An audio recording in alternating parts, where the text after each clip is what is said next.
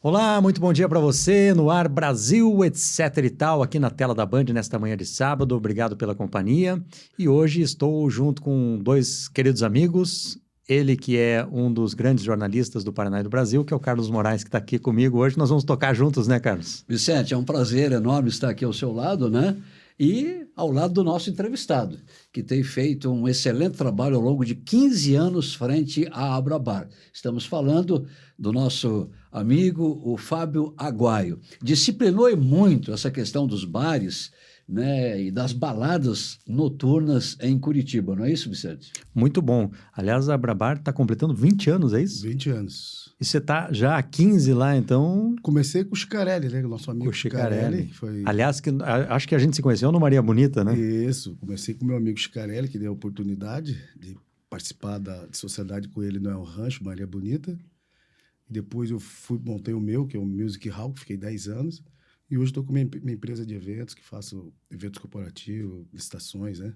Mas a Abrabar me deu a oportunidade de galgar espaço dentro do setor e de participar de outras entidades, né? Hoje estou presidindo a Federação das Empresas de Gastronomia, Entretenimento, Hospedagem, Feturismo, e estou como diretor da Confederação Nacional do Turismo, que é a entidade mãe do setor do turismo no Brasil, que congrega 7 federações estaduais e mais de 130 sindicatos por todo o Brasil, principalmente dos principais estados que tenham força e pujança do turismo, como São Paulo, Santa Catarina, Bahia, né? Minas Gerais. Vicente, e esse não é um elogio gratuito aí ao Aguaio. Ele está há 15 anos à frente da Abrabar, né? E a gente observa que Curitiba tem se tornado, diante de outras capitais, uma das mais seguras para baladas, em função do trabalho que ele vem realizando. Por exemplo, em relação ao assédio contra as mulheres, né? Vocês têm um programa importante aí para a proteção das mulheres, né, Aguaio? Exatamente. Aqui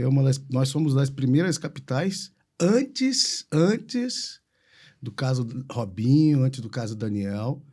Nós somos a primeira capital que lá em 2015, 14, no período da Copa do Mundo, nós começamos um projeto que era Não é Não, idealizado pelo nosso amigo Glaucio, do Grupo Bossa Bar, que teve uma situação no ambiente dele, e dali nós partimos para fazer essa campanha virou nacional, outros estados pediram para aderir, Bahia, outros estados, e quando foi aprovado no Congresso recentemente, foi questão de um ano e meio atrás, sancionado até pelo atual governo, conversei com a Maria do Rosário e falei assim, olha, essa é uma campanha nossa, nós ficamos orgulhosos porque nós começamos isso há mais de 10 anos, e hoje virou uma lei, infelizmente, por situações que, como eu disse aqui, do Robinho, do Daniel, e tem que fazer justiça para o Daniel, ele foi inocentado, também tem que falar... Exatamente, que saiu agora há pouco tempo. Saiu agora, ele foi inocentado no caso dele da Espanha, só que o Robinho está cumprindo pena. Então, essa é uma questão muito séria, nós levamos muito a sério. Bares, grupos econômicos do nosso setor tem campanhas internas com os funcionários para treinar, porque não adianta você ter uma lei e não ter gente preparada para aplicar, acionar a polícia. E aqui até uma autocrítica. Muitos estabelecimentos não estão seguindo a lei federal. Nós temos uma campanha junto com uma parceira nossa do Rio Grande do Sul que orienta, dá o curso online. São Paulo está bem organizado. Tem que preparar essa turma. Como tem o bombeiro civil, que foi do caso da Boate Kiss, tem que ter uma equipe preparada para esses atendimentos. Porque, às vezes, a violência não é só também contra a mulher. Também tem mulheres que agridem o homem dentro das baladas e aí vira uma coisa séria. Porque aí nós temos também que ter essa preparação para conter isso. Então, a mão é dupla. Nós temos que resguardar não só o interesse da mulher, principalmente, mas também do homem, porque, às vezes, a provocação, que ele não pode cair em provocação. E aí tem que ter equipe preparada para separá-los e acionar a polícia. Muitas vezes, casos como esse acontecem no banheiro, né? Quer dizer que tem que ter uma boa sustentação ali e prática de toda a equipe para poder inibir isso. E você não pode ter câmera dentro do banheiro. Exatamente. Quando você tem uma câmera no banheiro, vira um caso de polícia, mais sério ainda, dobra. Como você vê em muitos casos, outras atividades econômicas, que infelizmente alguns empresários colocam câmeras dentro do vestiário das mulheres para filmá-las, como teve agora recentemente aqui, um caso aqui no Paraná. Então, isso nós temos essa preocupação. Mas o que tem que ter? Tem que ter sempre uma equipe, uma mulher indo no banheiro, batendo nas portas, ver se tem gente para... Às vezes tem alguém desacordado ali, não é só a questão da violência, mas alguém passou mal, teve um mal súbito, alguma coisa. Então, essas preocupações, essas precauções, ela tem que ter permanentemente dentro dos nossos ambientes. Agora, caros Vicente e Aguaio, Aí o telespectador pode estar se perguntando, eu não posso paquerar? Quer dizer, vou para a balada? Pode. O que não pode é a insistência, o cara ficar ali assediando, né? É passar dos limites. Você pode ir para a balada, pode paquerar, pode olhar para a menina bonita, mas desde que ela seja receptiva. Você sabe quando a mulher não quer, ou vice-versa, como você disse no caso do homem também, porque tem mulher que assedia também, um número menor, mas tem. Então é importante que você, que está nos acompanhando aqui no Brasil, etc e tal, que você saiba que não acabou com a paquera. É a questão de você se controlar, não é exagerar um pouco na bebida e ficar ali assediando, ficar em cima da mulher, ficar aquela coisa persistente, insistente. A mulher, quando ela disser não, é não, como você disse. Exatamente. E uma coisa que é importante, a partir do nosso trabalho, nós aqui em Curitiba, nós fomos a primeira entidade a fazer o cadastro dos clientes, a entrada, tem uma lei municipal, essa lei já tem quase 15, 16 anos que tem essa lei. Quer dizer, todo mundo que entra na casa noturna faz um cadastro, nome, telefone. Tudo, CPF, porque é uma garantia para o cliente. E quando acontece um fato desse, de algum incidente, alguma situação, identifica imediatamente. E a revista é importante também. Também. Essa é a principal. Essa aí é uma luta, bandeira nossa aqui. Infelizmente, as pessoas têm que entender hoje que nós porque tem frequentador que não gosta. Mas tem. Se você vai num órgão público, tem o detector de metal. Então, hoje, qualquer ambiente que você vai frequentar, seja num condomínio privado ou condomínio público, você tem o detector de metal, tem o cadastramento, tem ali um segurança. Se ele achar que você está suspeito, ele vai te revistar. Porque nós que vamos entrar na Assembleia, a gente sabe que o próprio Casa do Povo não tem facilitação. Eles mandam revistar. Se você entra com uma mochilinha, eles já mandam você para uma área já para verificar tua mochila. Então, isso é prevenção e segurança. Pessoas que lutam contra isso estão lutando contra elas mesmas. Então, nós sempre insistimos nesses casos de prevenção da revista, da câmara de monitoramento, ter uma boa câmara de monitoramento, essa questão do cadastro. Então, são situações... Nós criamos o selo Balada Preventiva, que são as casas que têm uns 5 requisitos mínimos de prevenção para dar segurança para aquele cliente e para a família, porque nós temos que pensar sempre, Carlos e Vicente, quando sai uma moça ou sai um rapaz, tem uma família em casa preocupada. É verdade. E é isso que nós temos que pensar sempre. Tem mãe que só dorme enquanto o filho chegar. Tem mãe que não dorme enquanto o filho... Eu fui garoto e lembro disso. Só que minha mãe só dormia enquanto eu chegava. E tem muitas mães que se preocupam com seus filhos e nós temos que dar sempre satisfação para os familiares. Bom, nós já tivemos vários acidentes, né? Em shows. Recentemente nós tivemos o cantor que chegou próximo a um desses efeitos aí, o fogo foi no rosto, tivemos a Boate Kiss.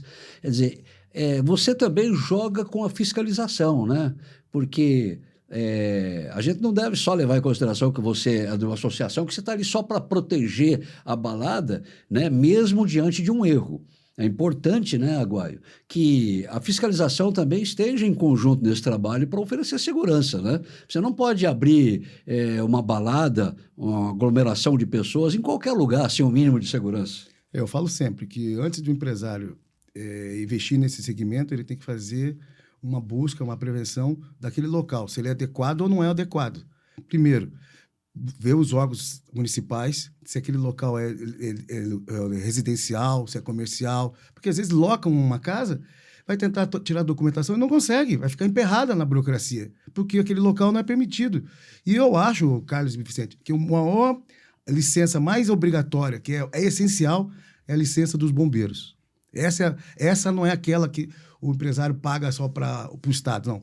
Ele paga para ter a segurança e a tranquilidade. Porque se tiver como o caso da Boate Kiss e outros casos que acontecem, infelizmente ainda acontece, que muita gente não aprendeu com essas lições, então o principal alvará é o de licença do bombeiro. E os demais são os burocráticos, do meio ambiente, da vigilância sanitária também, que é importante para garantir que o que nós vamos consumir tenha procedência, seja o alimento ou a bebida. O próprio do meio ambiente, para garantir que aquele estabelecimento não faça perturbação do sossego aos vizinhos. Tem essas preocupações. E aqui em Curitiba, no estado do Paraná, nós temos uma fiscalização que até eu acho rigorosa demais. Ela poderia ser mais educativa, mais preventiva. E em várias oportunidades já falei sobre ela, que é a AIFO. Espero que o atual prefeito reveja o modelo de procedimentos, de protocolos, porque é inadmissível, Carlos e Vicente, numa cidade como a nossa, num estado como o nosso, não precisa ir 12, 15 viaturas para ir ver um documento. E hoje nós estamos vendo um mundo da tecnologia digital. Está tudo hoje nas plataformas, seja do site da prefeitura. Isso tem um custo para o Estado, né? Há um exagero. Alguém está ganhando aí com hora extra, com... O que eu falo para eles? Bota todo mundo numa van e bota um carro da Polícia Militar na frente e um carro da Guarda Municipal atrás. Já resolve. Resolve, não precisa chegar com...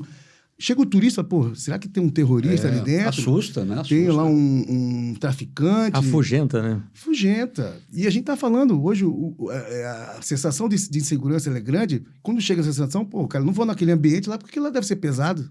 E afasta a clientela, afasta o turista. Onde tem casos de violência ou lugar que não tem a sensação de segurança, afasta. Então, nós temos que trabalhar com a fiscalização, sim. Separa o joio do trigo. A fiscalização, ela é importante, porque pega... O empresário sério, ele não tem medo da fiscalização, ele tem medo do abuso de autoridade e da perseguição. Porque, infelizmente, nós vivemos no Brasil, que ainda tem aquela palavra carteirada e sabe com quem eu estou falando. Às vezes você mora ao lado de alguém que é influente e ele usa da sua autoridade para toda hora mandar fiscalização e perturbar. Recentemente, agora, teve um caso aí de uma moça que frequentou um estabelecimento tradicional lá no Batel, um amarelinho, foi querer dar carteirada. Sabe o que a gente está falando? Minha mãe é da Receita, eu sou da PF. Aí depois ela justificou que quando ela falou que ela era da PF, que ela era pessoa física. Isso não existe mais, né? Isso acontecia muito na década de 70, 80, isso acabou. Mas ainda tem gente que tem essa sensação. Por incrível que pareça, ainda tem. Tem. Pessoas que... Isso aí é usurpação inapropriada de uma atividade e tem as penalidades né, da justiça, da lei, que pode ser aplicada. E nós temos que falar isso para as pessoas. Não façam isso, que se arrepende depois, que... Hoje, tudo é monitorado. Nós vivemos no Big Brother. Big Brother. Outra coisa, até você falou aí, levantou essa questão, e que é uma bandeira também da Abrabar, que é a questão das bebidas ilegais, né? Ainda tem isso. Infelizmente. Volta e meia aparece alguém. Falsificação corre solta, né? No país todo. Isso não é uma coisa só de Curitiba, né? Aqui é maior porque nós temos uma peculiaridade. Nós estamos na tríplice fronteira, que é Paraguai e Argentina. Então, nós temos um corredor...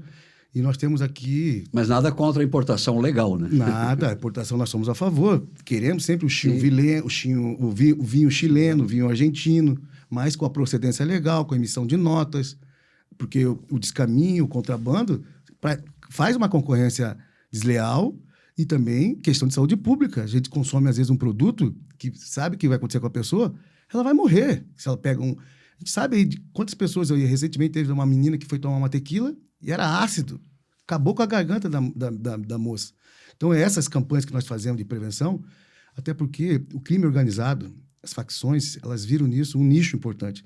Então, não é só a questão da bebida. O cigarro, seja o cigarro tradicional que emite fumaça, mas também o eletrônico. Também estamos a uma campanha aí que tem que ser regulamentada. Aumentar a fiscalização da questão da bebida falsificada, adulterada, e com uma mistura que possa trazer danos à saúde, mas também a questão do vapor, porque hoje é uma febre na noite, o vapor, o cigarro eletrônico. Só que o país fecha os olhos para isso, Carlos, que é inadmissível. Falou em aumentar o IOF, aumentar outros tributos, por que não regulamenta essa situação que está... Todos os países do mundo, a União Europeia já regulamentou em 2015. Então, nós precisamos trazer esse debate. Vai aumentar o IOF? Não, regulamenta o que não é taxado, que é ilegal, porque o SUS, nós contribuintes, alimentamos um saco sem fundo que o SUS e essas pessoas que usam esses vapors, esses cigarros eletrônicos ilegais, que nem sabem a procedência, nem sabem onde foi montado, às vezes é montado ali numa fábrica clandestina, além de estragar a saúde da pessoa, contamina todo mundo, então, seja do que é adquirido para aquilo, entendeu? Então, nós temos que trabalhar isso. O mercado legal ele tem que ser valorizado no país. Nós perdemos, só com esse negócio do vapor, 7,5 bilhões por ano. E aumentou a procura nos últimos 2 anos em 1.150%. E eles não enxergam? Fazem um vista grossa. Alguém está ganhando com isso. Entendo a saúde pública do Brasil, a nossa questão das entidades médicas que são contra, mas vai ser contra uma coisa que é inevitável, não vai acabar. Nós temos fronteira, temos corredores aqui. Então, a questão da bebida e cigarro tem que ser muito levada a sério, né? A questão do contrabando e do descaminho. Nós temos ainda, Vicente, a Abrabar tem feito uma campanha já, e eu me lembro, né? O Aguaio tem feito essa campanha já há muito tempo, que é beber, não dirija. Né? Nós temos ainda, né, diminuiu muito. Né? As pessoas que vão em 4, por exemplo, falam, eu não vou beber, vou dirigindo. Isso é bacana, legal. Não bebo, eu fico como motorista. O Uber, o táxi, né, o motorista de aplicativo, mas nós temos ainda aqueles que bebem e saem dirigindo, o Aguaio. A preocupação é grande nesse sentido? Grandíssima. Foi importante você tocar nesse assunto. Acho que nós fomos uma das primeiras entidades do Brasil, quando saiu a lei em 2009, quando zerou, quando tinha aquela possibilidade de 0,5, aí depois zerou para não ter nenhum... Tolerância zero. Zero. Nós trabalhamos na época para... Acho que fomos os primeiros a falar em transporte alternativo, criar o Interbares, nós queríamos criar naquela época. O falecido Gilberto Daia, ele é dono da Fretan, foi um ex-vereador aqui da cidade da capital, falou assim, Fábio, eu tenho uma empresa de frota, vamos botar o ônibus aí, vamos para levar, para pegar o pessoal na balada, para quem dirigir. Só que na época... eles nem gostam que eu falo isso, mas o poder da UBS e de umas empresas aí não deixaram a gente criar. Inviabilizaram. Inviabilizaram. E aí, quando chegou perto da Copa, eu falei assim, nós vamos receber milhares e milhares de turistas brasileiros aqui no nosso estado aqui, e nós não temos uma frota de táxi. Aí comecei uma campanha, táxi sim, mas também com frota alternativa. E aí começamos a lutar pelo ter o Uber, regulamentação do Uber, de outras alternativas. Porque, infelizmente, como você disse, tem uma geração que nem não colocou na cabeça que beber e dirigir, você não acaba só com a tua vida, ou na vida, você acaba com a vida de milhares de famílias aí que sofrem e choram. Você vê ainda, é recente ainda na cabeça de muita gente, o acidente com aquele deputado que é meu amigo, mas viu como ele acabou com a vida dele, acabou com a vida de outras pessoas. Isso, infelizmente, acontece todo final de semana. Eu sou a favor de blitz. Nunca neguei isso, participei já de blitz, acho que tem que ter blitz, como tem no Rio de Janeiro. Todo mundo diz que a única coisa séria que funciona no Rio é aquela lei seca. Realmente tem muito, né? Tem bastante. Tem bastante. Brasília também tem bastante. Então, o motorista ele tem que ter essa sensação que vai ter uma fiscalização na rua. Porque não adianta... Porque, sabe que às vezes que eu acho que não tem blitz? Que é mais fácil fiscalizar um estabelecimento, botar toda aquela frota mas botar a frota para pegar, pode pegar um figurão grande, pode pegar alguém grande. Porque alguém grande sempre dá esse vacilo de beber e dirigir. Então, eu faço até aproveitar aqui, faço um apelo para o secretário Hudson, o governador Ratinho, a gente trabalhar nesse modelo do Rio de Janeiro. Não para fazer caça-nico, ficar na rua de bares, porque a gente sabe que alguns eles montam umas blitz aí, fria aí, tipo na Praça da Espanha. Ali. A gente sabe como é que é o jogo quando eles querem mostrar. Só que se fazer uma séria mesmo, em locais que são críticos, onde tem... Porque hoje nós temos tecnologia, todos sabem onde são os maiores acidentes. É só botar naqueles locais. Falar que hoje a tecnologia não pode ajudar nisso é ir contramão à realidade, né? Olha, entre as drogas lícitas, não significa, Vicente, que eu esteja aqui defendendo o cigarro, o tabagismo. Sim. Faz mal, tem que proibir mesmo. Agora, na minha opinião, e eu sempre falei isso nos meus programas de televisão, a bebida ela é mais perigosa. Porque o cigarro, você proíbe, o cara vai fumar ao ar livre, né? Ele vai se matar ali, beleza. Agora, a bebida, não, o cara bebe, ele pode subir, passar por uma calçada e matar 3, 4 pessoas, matar um inocente, bater de frente com outro carro. Quer dizer, você está dirigindo ali com a sua família, de repente você é surpreendido por um cara com a cara cheia de cachaça, né? Que pode tirar a sua vida, você do nada. Isso tem acontecido com frequência. Então, é importante combater o cigarro eletrônico, combater o cigarro de uma maneira geral, mas a bebida, ela tem esse problema, Aguaio, porque você pode morrer inocentemente. Sim. O cigarro, ele não causa isso. A bebida, o cara pega o volante aí, ele pode matar 10, 20, 30 pessoas, aí, entrar numa multidão, numa festa e matar um monte de gente. E acontece diariamente no Brasil. Diariamente, porque às vezes é essa fiscalização. Esses dias a gente soube que ia ter um tipo de blitz, mas aí a gente não foi avisado como é que seria, porque a gente quer participar, a gente não quer ser pego de surpresa, que não é para ter a informação privilegiada, mas é para a gente como colaborar, participar. E só quem quiser saber fazer isso, como eu já participei de várias, desde quando até o Marcos, que era o diretor do Detran, convidava para a gente fazer, é isso que a gente tem que fazer. Chamar a sociedade civil organizada, chamar uma associação de vítimas de trânsito, chamar todo mundo para o debate, fazer uma coisa legal, sabe? Pode criar um nome bacana.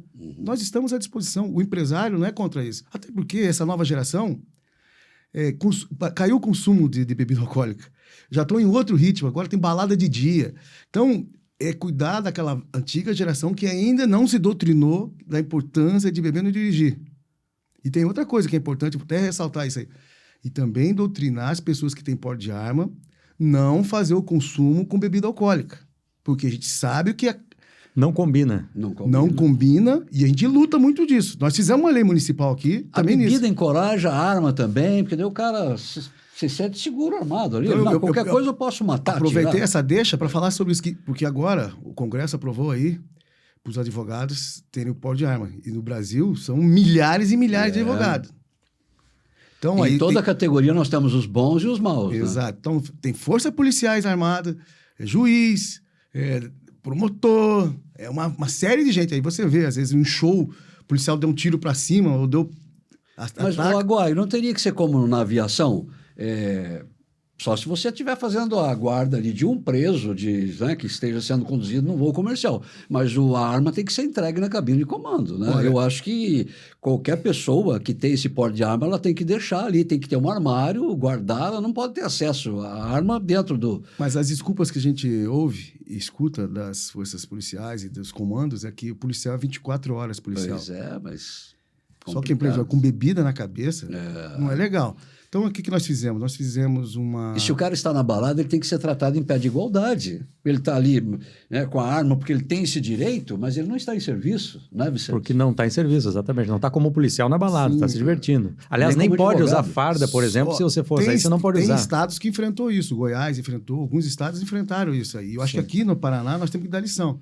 A gente sabe que o lobby das forças policiais não vai deixar. Mas temos que ter o debate, temos que ter discussão. Como tudo que é polêmico, que é com vida, tudo que é prevenção e segurança, nós temos que tocar na ferida, porque quando morreu o parente de alguém, aí, não fizeram nada, ninguém pensou, mas nós estamos... duas questões primordiais. Tudo que tiver bebida alcoólica e que não combina, nós temos que combater. Beber e dirigir e porte de arma.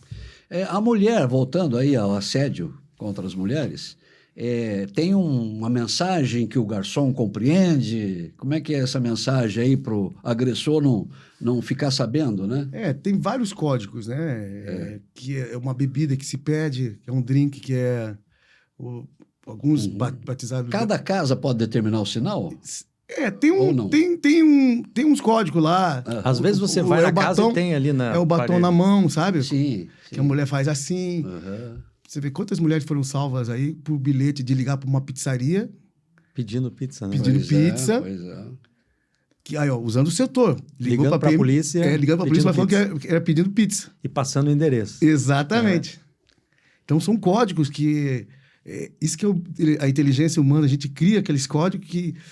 óbvio, cada estado tem uma forma de se relacionar, mas tem que nem como tem agora. Hoje, infelizmente, teve um acidente aí aéreo, tem o Mayday. Então, no nosso setor, nós temos ajude-me, né? Ô, Aguaio, é discriminação, e eu quero que você diga, afirmar que em baladas LGBTIQIA+, a violência está mais presente, ou você acha que são ambientes mais tranquilos? Olha, os ambientes LGBT... Aqui em Curitiba tem muitas casas importantes, fortes, muitas casas que deram, vamos dizer assim, cases de sucesso para as que hoje existem. Eu tenho do meu amigo lá, o Verdun, que foi famosa, uma das primeiras que foi mais famosa aqui de Curitiba foi a Cats e o Época. O Época, que fez sucesso e eles... Só que eles têm um problema muito sério, como São Paulo aqui também tem. Alguns sofrem muito com a bebida batizada. O tal do Boa Noite Cinderela, que é um perigo. Acontece muito, infelizmente, nessas casas. E também nas casas normais, também na alternativa e na tradicional, acontece o Boa Noite Cinderela. Mas a incidência é maior no público LGBT, porque... Parece que, eu não sei se é organizações ou pessoas... Então, quem frequenta tem que tomar cuidado, né? Não pegar o copo de qualquer um, tem que cuidar da sua bebida, tomar só a bebida que Eu já fiz muitas festas para o público LGBT e eu falo para vocês, são as festas mais alegres. Eu tenho meu amigo Celso, que fazia muita festa comigo lá no Music Hall, festas do branco. Mas, olha, é um público que gasta bem, sabe? Animado, não quer confusão. Eles não querem confusão. Só que, infelizmente, tem os infiltrados em todos os lugares que querem fazer o mal, entendeu? É em todo lugar, infelizmente, mas às vezes onde tem a vulnerabilidade que essas pessoas avançam. E às vezes você tem também as festas com bebida liberada, né? Aquela que você paga Open 50 bar. reais e é open bar. Você lembra da Bavarium? Lembro. Que você ia lá, sempre tinha uma briga, né? Porque todo mundo bebendo, chegava uma hora que começava... Esses dias eu fui numa casa aí que eu fiquei preocupada, porque eu fui 2 vezes, eu queria ter certeza se era um fato isolado ou não, de confusão. E eu vi que era repetida aquela Você confusão. sabe o que o meu avô, sangue árabe, dizia? Que macho mesmo é aquele cara que foge da briga. Porque o cara acha que ele enfrentando ali, indo pra porra, que ele é o bom, que ele mostra que, né, virilidade. E é o contrário, né? Sim. O cara macho mesmo, o cara homem mesmo, é aquele que foge da briga, que não dá bola, que tenta, né, se sair daquela situação horrível, né? E por isso, Carlos, que está mudando o comportamento das pessoas, que as pessoas às vezes, estão deixando... Fiz uma matéria agora para o Tempo de Minas e uma aqui para o Bem Paraná, que é a mudança de hábito da vida noturna. Que as pessoas, tá acabando as baladas. Não é que tá acabando, ela tá diminuindo drasticamente. Pós-pandemia, mudou os hábitos das pessoas. E aí, quando você vê hoje baladas em padarias, em cafés que querem fazer de manhã, você vê a juventude lá, a turma lá, em vez de tomar cerveja, tá tomando chá batido, ou suco de laranja, sabe? E é legal, né? É ótimo. Eu tive uma dessas aí, e foi grande repercussão até o evento, e tem gente repetindo. Pelo mundo inteiro tá essa situação. Mas o bom é que aqui em Curitiba, nós estamos tendo uma coisa chamada os polos gastronômicos, que é uma peculiaridade nossa. Quem vai para o Rio sabe que vai lá no Leblon, tem a Dia Ferreira, que é cheia de bares. Quem for em São Paulo, na Vila Madalena, tem aquela rua lá, vai encontrar os bares. Quem foi para Minas Gerais, vai no bairro Savassi. Aqui em Curitiba, o cara fala assim, pô, qual que é o bairro? Todos os bairros têm um polo gastronômico, porque foi uma peculiaridade nossa. Que aqui começou na Avenida Batel, que foi um bar atrás do outro. Aí depois foi para Itupava fazer um bar atrás do outro. E hoje nós temos aquela grande sensação que é na Prudente de Moraes, que é um bar atrás do outro. E aí que eu falo, quando tem a intervenção do Estado, do município, que eu falo sempre, onde tem uma melhor iluminação, um melhor calçamento, a polícia passando, onde tem um olhar preventivo do Estado, cresce. Começou na Carlos de Carvalho, aí foi até a Saldanha Marinho, da Saldanha Marinho já chegou no Augusto Stefano, do Augusto Stefano já está na Rua do Rio ali, da Fernando Moreira, já passou a Fernando Moreira, já está chegando nas Mercedes, que é um case que está dando sucesso, e eu falo, temos que fazer isso na Mateus Leme, agora encaminhei um ofício para a prefeitura para a gente revitalizar ou fazer um bulevar na Praça Osório, que é um lugar bacana, que tem hotéis, tem turistas, dá para fazer... Que é o que estão chamando da retomada do centro, faz parte desse projeto também, não? Eu fiz esse projeto lá com o Greca, né, de sair. Aí não foi para frente, mas aí nós reativamos com o prefeito, para, olha, isso é importante. Parece Faz que agora parte vai, disso. né? O que nós temos... O Greca não topou? Não, só não deu sequência. Conversamos com o IPUC, são muitos projetos, mas só que a gente entende que é uma... Quem sabe o Eduardinho, como Exato. é chamado pelo Greca, né? Mais jovem. Então, não hoje, a nossa consiga- cidade, Carlos, ela está pulsante. A vida noturna, não aquela de antigamente, mas aquela que vai até 1h, 2h, ela está pulsante. Shows, eventos, festas. É uma cidade que, se não tivesse, e aí eu defendo agora, vou falar pela FETurismo, junto com o meu vice-presidente, o Ricardo Sansão, do Hotel Curitiba e da Plataforma 1. Eu sou a favor da regulamentação também das plataformas digitais de hospitalidade. Quem está salvando a cidade de receber todos esses turistas são o Airbnb, aí, todas essas plataformas, que o Booking, são várias plataformas. Só que tudo que eles estão arrecadando estão indo para outros estados.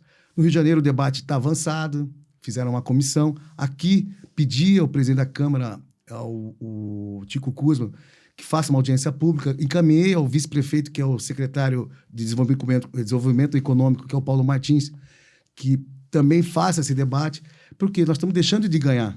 Quando não regulamenta, a prefeitura deixa de ganhar e tem uma concorrência desleal com a hotelaria tradicional. Eu já falei, e o próprio Ricardo fala, ele fala assim, a hotelaria não adianta brigar contra o Airbnb. É a mesma coisa que o taxista quando brigou com o Uber. Não vai ganhar essa guerra. A tecnologia, ela veio para ficar e para auxiliar nós, seres humanos, né? Tem que encontrar uma estratégia para viver em harmonia. E que... Muitos hotéis já estão baixando o Já. preço pela internet, né? Ou seja, É a maioria. Então, Baixa o preço pela o internet. nosso setor de gastronomia depende da hotelaria, a hotelaria depende de nós, porque às vezes o cara não quer almoçar e jantar no hotel, ele quer ir passear, ir nos bares, restaurantes. E a cidade, e hoje, falo para você, não devemos nada para São Paulo, Rio, Porto Imagina, Alegre. olha, viu, Vicente? Lembrando e emendando com o que o Aguaia coloca, Curitiba é uma capital fantástica, né? Extraordinária. É a mais europeia das capitais brasileiras. Aqui você encontra tudo. A pessoa que deseja descobrir Curitiba, o que ela tem, nessa área mesmo aí, de bares e de restaurantes, de baladas, ela fica aqui um ano, né? E vai sempre ter uma Se você novidade. for um bar por dia, um restaurante, uma casa noturna por dia, durante um ano você não conhece todos, Pois né, é. em Curitiba. Por exemplo, tem aí as datas importantes no setor, que é Dia das Mães, Dia dos Pais, Dia dos Namorados. As promoções são bem-vindas nessas datas? São excelentes. E tem gente E os donos desses bares e desses restaurantes, eles fazem promoções? E a gente estimula agora o Dia dos Namorados. Nós estamos gravando o programa aqui, né, Vicente? Dia dos Namorados, dia 12, mas vai para o ar no sábado agora, né? E no Dia dos Namorados, por exemplo, as promoções são boas? São boas. De baladas também? Também. Isso que é o bom da criatividade, por exemplo. Eu fiz uma lista que eu fiz para os namorados, para os casais, e fiz a lista para os solteiros. E me surpreendeu o que triplicou, ou quadriplicou, 1000% de festas agora para solteiro na mesma data. Eu sou presente, solteiro. Então, Carlos, o que é aquela turma de restaurantes tradicionais, por exemplo? Vicente já não pode falar, casado. Nós temos o Terraço A40, que é aquela vista linda do rooftop lá. Ali é 100% lotado, eles já avisam. Aí tem outros que têm ainda uma capacidade. Então, quando faz alguma coisa diferenciada, atrai. E outros colegas nossos, o Alho do Cross, do Bastards, o próprio a Márcia e o João lá do Honey Vox estão fazendo, o menino lá, o Éder Colasso, lá com o Witch Bar. Então, vários colegas sentiram, pô, eu tenho esse público que vai para namorar, mas eu tenho meu público aqui que não vai se lamentar. Aliás, tem dia do solteiro? Não, acho que não tem, né? Mas a gente emendou com isso aí. Tem que fazer o dia do solteiro, então, né? Dizem que é 1º de novembro, né? 1º de novembro? Que é o dia então de Todos os Santos, né? Viu? E me lembrei aqui, o Vicente, ele não tem esse problema, porque ele tem a mãe, tem a sogra, que está sempre cuidando da criança, mas nós temos muitos casais, o Vicente tem um filho, Lourenço, tem 5 anos. 5 anos. Mas tem muitos casais que têm a criança, o casal quer sair, o casal jovem ainda quer ir para a balada ou quer ir para o bar. Tem muitos donos de bares, de baladas que se preocupam com isso. De repente a pessoa quer ir para ir num barzinho, bater um papo de 1 hora, 1h30, 2 horas, o casal quer ir ali. E tem essa preocupação de alguns espaços, às vezes, para as crianças também. Isso aí hoje como se diz, não é nem obrigatório, é essencial. Vicente quer ir lá com a esposa, com a Ana, quer levar o Lourenço. Eu só escolho o lugar para sair que tem a brinquedoteca, né? Que tem lugar para a criança brincar. Não, olha, isso que é o bom do nosso setor, que eu acho que ele é vivo, pulsante. Todos os empresários entenderam que se ele ficar só no modo avião, ele não vai decolar. Ele não vai avançar. Então, ele tem que pensar no espaço pet, no espaço kids e no espaço do vovô. Porque vamos esquecer. Também. Claro, eu tenho falado para o amigo, tem que pensar no vovô. Não é só na criancinha, no bichinho. Tem que pensar no idoso. E isso... a população está envelhecendo numa velocidade aí muito violenta, né? Então, e aí, que muitos estabelecimentos, eu vou dar o exemplo do meu amigo Pedro, lá do Espaço Depósito. Ele conciliou aquele ambiente dele para isso. Para a criança, para o pet, para o idoso. Ele faz lá os bangalô dele lá bonito, não sei se vocês conhecem. Sim, muito legal. É maravilhoso, muito gostoso ali. Então, o Pedro é um cara que também... Outra coisa que é importante no setor, não deixou a tecnologia de lado, apostou na automação, sabe? E aí, isso é que é o desafio do nosso setor, que até 2030, 2035, infelizmente, como todas as atividades, muitas mão de obra que está difícil no nosso setor vão ser ocupadas pela tecnologia, né? Infelizmente. Porque hoje as cozinhas vão ser montadas... Hoje uma cozinha é montada já na tecnologia. É operação fábrica de carro, assim, sabe? Passar aí tudo organizado. Porque a gente não consegue mão de obra hoje no nosso setor. Hoje, e eu acho que nós estamos vivendo no Brasil pleno emprego, né? dividindo entre as pessoas que vivem de benefícios e auxílios e as pessoas que estão empregadas com CLT. E, óbvio, a questão da ME que cresceu muito no Brasil, né? Outra questão que eu queria levantar aqui, o Fabinho é bom para falar sobre tudo, principalmente sobre isso, que são os cassinos, né? O que você acha do cassino no Brasil aqui? Olha, eu sempre defendi, a nossa confederação defende. Até então, quando nós estávamos à frente do sindicato das empresas de entretenimento e gastronomia, nós tínhamos um capítulo especial para os jogos. Sou defensor.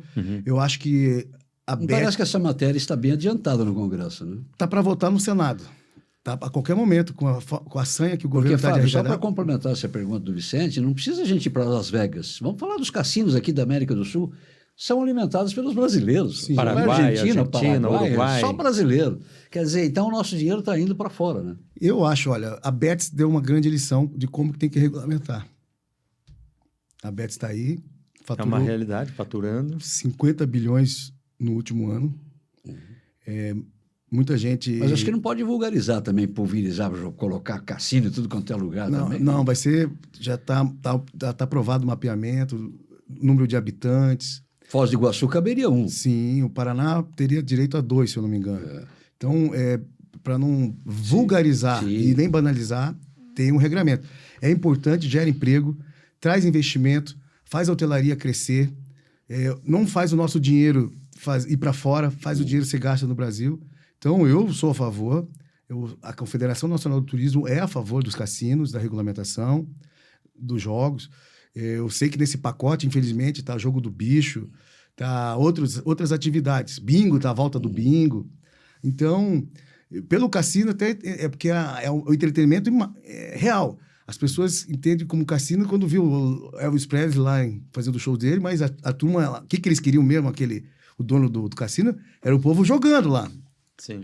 O complemento era o Elvis Presley. E isso faz o cassino. Ele abre para várias atividades econômicas e culturais. Artistas, então, e músicos serão os mais beneficiados. E aqui aproveitar essa oportunidade. Temos que valorizar mais os nossos músicos. O poder público, questão da música. Aproveitar que você falando de cassino, que tem shows, tem eventos dentro dos cassinos. Sim. Temos que facilitar. E como o Paraná tem talentos, né? Exato. E é uma burocracia, não tem liberdade. Eu vou dar um exemplo, eu até quero parabenizar aqui, o Chico Brasileiro, lá de Foz, ele fez uma lei que pode tocar até às 11 horas ao ar livre. Então, incentivou lá a ter música. Rio de Janeiro, o Paz fez isso, BH, o cara... Então, estamos pedindo aqui para Curitiba rever. Onde tem banda, com 200... Claro, o isolamento acústico, mas uma voz e violão... Eu fiz uma sugestão também, quem vai a Buenos Aires, né, sabe do que eu estou falando, você tem apresentações ao ar livre. Aqui nós temos um calçadão que é um corredor fantástico. Você poderia disciplinar ali, não só nas baladas, nas casas noturnas, né? Disciplinar ali também para esses artistas, para eles terem um espaço ali na 15, né? Porque você não sabe se é liberado, se não é, de vez em quando se encontram tocando. Transformar aquilo ali realmente num parque e disciplinar, né? Num palco, quer dizer, e disciplinar para que esses artistas tenham o espaço, né? Buenos Aires você tem show de tango, em todo lugar que você vai, você tem um artista ali tocando. Olha, e eu acho que a prefeitura ela tem esse dever de valorizar isso, incentivar, regulamentar. Isso. Que eu sempre falo, eu sou contra a proibição, eu sou a favor da regulamentação. Isso. Tudo que é proibido favorece o ilegal, o crime organizado. Então, quando se regulamenta, é melhor sempre. A palavra sempre é regulamentação com bom senso. Isso que você falou, delimitar... Delimitar o espaço, aqui pode, ali pode. Sem reserva de mercado, sabe? Tipo, para todo mundo poder participar. Então, eu vou até reforçar... E sem regularizar o que você está colocando sabiamente, aí você tem uma confusão. Porque daí um, às vezes, fica perto do outro, né? Então, você podia disciplinar ali o artista de rua, o palhaço, a estátua viva, o cantor, o cara que toca violão, vai fazendo ao longo da 15, né? Regularizando esses espaços. E você sabe que, às vezes, muitos artistas que estão querendo tocar na rua... eu vi agora, até sobre esses dias, a história do Seu Jorge. Ele foi pessoa em situação de rua. E, às vezes, teve uma oportunidade... Vicente, não vai ser fantástico você andar ao longo da 15 e ter ali, né, um sax solo? Eu adoro sax, né? Eu já ficaria mais perto do sax. tem ali, dali você anda mais uma quadra, ou mais alguns metros, você tem um outro artista. Então, você disciplinar ao longo, transformar aquele espaço ali num palco realmente, né? Seria muito bacana. Sim, e a cidade está investindo em muitas festas populares. Estou acompanhando aí agora o trabalho do secretário Marcos Souza, que é meu amigo, está fazendo um belo trabalho junto com o prefeito ali, com a equipe. Estão tentando trazer gente nova. E outra coisa que a gente não pode deixar de falar é um tema delicado, mas a gente tem que falar, que é sempre as pessoas em questão de situação de rua, que eu até falei aqui de São Jorge. Quando ela tem uma oportunidade, ela não está perdida para o vício ou para outras situações ilícitas, dá para a gente trabalhar para resgatar ela. Eu já trabalhei com uma pessoa assim, só que eu não consegui resgatar ela. Tentei, dei chance. Então precisa. Curitiba, a situação tá crítica aqui em Curitiba. Né? Eu acho que todas as capitais, São Paulo está pior. Né? São Paulo... Só que nós temos uma ordem do STF que não pode remover, não pode... Olha, isso aí mereceria um debate e a gente pode até convidar o Aguaio. Pois é. Porque eu tenho uma sugestão que eu tenho defendido há muito tempo. Você sabia que tem jeito de diminuir de forma significativa, né, essa quantidade enorme que nós temos em todo o Brasil, né, dessas pessoas em situação de rua, né? Só que o Congresso trava no STF e no Congresso. O que você tem que fazer, Aguaio, rapidamente? Vicente, é preciso trabalhar com insistência. Primeiro, você tem que mudar a Constituição. Essas pessoas precisam ser recolhidas, não estou dizendo apreendidas, recolhidas e entrar com tratamento, porque a rede assistencial do Brasil é muito grande. CRAS, e você tem aqui em Curitiba assistência, os albergues, você tem a saúde, que é para todos, universal, então você tem uma malha de assistência muito grande. E até o Bolsa Família para a pessoa em situação de rua. Então, você tem condições de insistir. O mandato não são 4 anos, né? A pessoa ganha, o político ganha, ele fica lá 4 anos. Então, nós teríamos que insistir no mínimo 4 anos. Solta, a pessoa voltou, traga novamente, faça os exames. Aí, se a pessoa decidir, dentro do preceito constitucional que eles alegam hoje, direito de ir e vir, aí você faz o seguinte, tudo bem, você quer ir e vir? Então, você vai usar o monitoramento para a gente saber onde é que você está, para você vir tomar as vacinas, saber se aconteceu alguma coisa grave com você. Aí é uma decisão da pessoa, mas depois de ter se esgotado todos os tratamentos possíveis que o Brasil oferece. Agora, com essa alegação, o direito de ir e vir, você não pode trazer a pessoa, porque uma pessoa que está sob efeito de droga, e o Aguaio sabe disso, sob efeito da bebida, ela não tem como decidir. Eu quero morar na rua.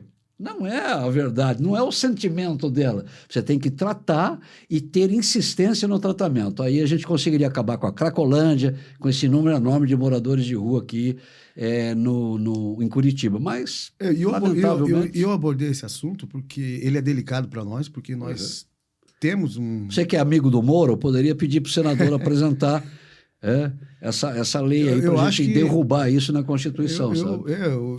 Em 2016, eu levantei uma polêmica sobre isso, de cercar as marquises, de remover a pessoa para um tratamento. Fui massacrado na época, me lembro como se fosse hoje.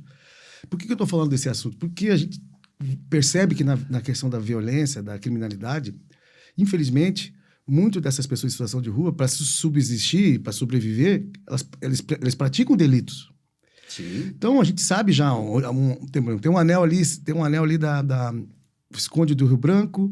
Não são todos, mas oferecem riscos. Sim, mas a gente já sabe quem está arrombando lá para roubar o caixa, o computador, a televisão. A gente sabe que são essas pessoas, só que nós temos que fazer um trabalho de inteligência, mais uma vez usando a tecnologia, a prevenção... Mudar a Constituição, viu? Tem que alterar. E também... Viu, eu quero dizer o seguinte, Aguaí, daí eu quero assumir essa responsabilidade. Olha, a culpa dessa Cracolândia, desse número enorme de moradores de rua em Curitiba, é do STF e do Congresso, que precisa mudar isso para estender essa rede assistencial e trabalhar com insistência para diminuir de forma significativa. Se você faz isso, muda e recolhe e fala, não, você não tem o direito de decidir, meu amigo, você vai se tratar primeiro, pelo menos por um período, 3 meses, 2 meses, solta e vai insistindo no tratamento. E eu sempre defendi, e até quero reforçar aqui, fiz até um projeto de lei de iniciativa popular, que nós temos que ter o cadastramento biométrico e facial dessa turma. Sim. São seres humanos que precisam de ter respeito e de ter cuidado, entendeu? Para também estar para o cadastro e ser cidadã, né? Porque muitas delas não têm documento, não têm nada, né? Então, Sou a favor disso. Você falou uma coisa assim maravilhosa sob o ponto de vista da saúde, porque hoje, você vê, nós temos aqui, fala-se em 3.500 moradores Muito de rua. mais. Muito mais. Você já imaginou o prejuízo que isso causa à saúde? Porque ele tem direito à saúde, mas ele só vai no momento que está já com a doença, Sim. né, lá, já quase E à beira quando é da morte. abordado pela assistência social. Pois é. Então, eu até quero agradecer essa oportunidade de falar sobre isso, porque nós temos que falar sobre isso. Eu, quando escuto... Desculpa, viu, Vicente, essa intervenção sobre os moradores de rua aí, mas é Mas que... é assim mesmo. Não, eu gostei. nós temos que falar sobre isso, porque muitas são pessoas invisíveis. Não são invisíveis. Não. Eu sei que tem gente boa ali, mas também tem muito infiltrado ali que aproveita daquela situação para fazer as correrias. As próprias facções aproveitam deles para fazer as correrias. Então, a segurança pública, a assistência social, a Secretaria de Desenvolvimento Humano tem que se unir para fazer um grande trabalho. E, óbvio, o Congresso Nacional e o Supremo dá essa resposta para a população, né? O trabalho assistencial de Curitiba é até bom, sob o ponto de vista do que oferece a legislação de hoje, mas tem que saber se a pessoa quer ir. A pessoa está lá sob efeito de droga, bebida, sabe que se ele for para o atendimento assistencial, ele não pode beber, não pode usar droga. Aí, você quer ir? Não quero. Não, fica lá, morre. Não, tem que ir. Então, nós temos que mudar a Constituição, você tem que ir, meu amigo. Você está sob efeito, vamos tratar você primeiro. Aí trata 1 mês, 2 meses... Você quer continuar na rua? Resgata, deixa um tempo, volta. Até, meu amigo, tem que insistir. E você viu, né? Cidades turísticas como Balneário e Blumenau faz um trabalho forte nisso aí. Sim. Eles vão na ferida. Eles usam todos os termos legais para não infringir aquela DI lá que tem lá no... Mas tem que mudar a Constituição urgente, viu, Aguaio? Tem que mudar. Você mudando, você acaba com a Cracolândia, porque daí você recolhe as pessoas que não têm condições de uma decisão própria, porque elas não estão sob sã consciência para decidir que quer ficar na rua. Então você pega e recolhe todo mundo, faz um tratamento de choque na rede assistencial que nós temos, você acabaria com a Cracolândia, acabaria com o problema do Tarcísio lá em São Paulo. Agora, não querem mudar a Constituição. Não, o cara tem direito de decidir, mas decidir sobre o efeito de droga, de bebida, o cara não vai decidir nunca que quer tratamento, entendeu? Agora a Cracolândia evaporou, né? Sumiu? Lá de São Vocês viram Paulo, essa? De São Paulo, foi feito um trabalho. Aqui Por que será, né? Eu não li ainda sobre o assunto. Deu uma debandada, né? Tem algumas acusações lá, né, da Defensoria Pública. A gente tem que sempre lembrar, né, Carlos e Vicente, que de um lado também tem a Defensoria Pública estadual, né, que não deixa também fazer algumas coisas, intercede, é o trabalho deles. Mas se mudar a Constituição não pode interferir mais nessa questão. Aqui tem um debate aqui em Curitiba sobre aquele restaurante Mesa Solidária, não sei se vocês já ouviram falar desse debate, que mobiliza comerciantes, moradores do centro, que aquele restaurante que tem ali na Tiradentes, que aglomera muita gente. Tem um debate também sério aqui na cidade, da remoção dele para um outro local. Então, o tema ele é complicado. É delicado, né? Hã? É delicado. É como se tem que falar pisando em ovos, né? Mas você tem que ter insistência no tratamento, né? Isso que eu defendo. E para isso você tem que mudar a Constituição, porque você tem que recolher essas pessoas que não estão sob sua coordenação, sua cognição, né? Não tem condições de decidir, então você tem que recolher e fazer esse tratamento de choque. Vai insistindo no tratamento, né? Vai insistindo. Solta, voltou a rua, voltou as drogas, voltou a bebida, a família não aceita, vai insistindo, vai insistindo. Você tem que ter um tratamento com insistência, né? E não deixar a pessoa definir que ela quer ficar na rua, decidir que quer ficar na rua. Eu acho que esse que é o erro. Rio, São Paulo estão tentando enfrentar. Aqui em Curitiba, espero que o debate não fique de lado, né? Acho que venha para o centro do negócio. Mas é isso, Vicente. Muito bom. Agradecer, né? Primeiro, o nosso amigo Fabinho, que é como a gente conhece ele há muito tempo, e parabenizar mais uma vez pela coragem, né? Que acima de tudo precisa ter para tocar todos esses anos fazendo esse serviço, esse trabalho. E convidá-lo para participar mais vezes aqui do Brasil, etc e tal, sempre que possível. Eu sei que a agenda tua é corrida, agora também na federação, né? Mas o convite está feito. Tem muita coisa para falar aqui ainda. Eu que agradeço, Vicente e Carlos, porque a minha batalha aqui, a minha bandeira é o nosso setor ele não é marginalizado. Nosso setor ele é essencial para a geração de emprego, para a renda. Nós mexemos com uma grande cadeia produtiva, desde o campo, da indústria, dos serviços. O alface que é plantado lá no campo, o tomate, está na mesa no nosso setor. Ou seja, no barzinho, para um petisquinho, na batata frita, ou no peixinho, ou num grande prato aí que venha frutos do mar, que tem que lá o pescador que tem que buscar, o camarão, o peixe.